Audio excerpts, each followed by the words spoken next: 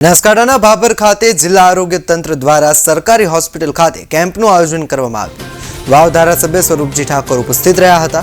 ભાભર મામલતદાર તેમજ આરોગ્ય વિભાગના અધિકારીઓ પણ હાજર રહ્યા। કાર્યક્રમમાં દિવ્યાંગના 250 જેટલા કેસ જોવામાં આવ્યા। કાર્યક્રમમાં મોટી સંખ્યામાં લોકો જોડાયા હતા। પછી મામલતદાર સાહેબ તેમજ જિલ્લાના અધિકારીઓ પણ હાજર રહ્યા હતા। આ કાર્યક્રમ સંદર્ભે હાલ સુધીમાં ટોટલ 200 જેટલા લાભાર્થીઓએ લાભ લીધો છે। સૌપ્રથમ એમનું શારીરિક અને માનસિક જે ચકાસણી કર્યા બાદ તેમની ટકાવારી નક્કી કરી અને જિલ્લા વહીવટી તંત્ર દ્વારા તેમને પ્રમાણપત્રો આપવામાં આવશે।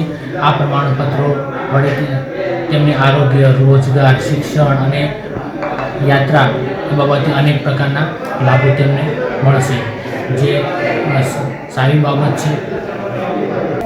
આયા છો બરાબર ને મને બધું સારું મળી ગયું। ડૉક્ટરો બધા કેમ્પના માણસો બધા સારા હતા એટલે અમને જલ્દી કામ થઈ ગયું। શું તકલીફ હતી? તકલીફ હાથની તકલીફ હતી એટલે અમને સર્ટિફિકેટ કાઢી આપ્યું।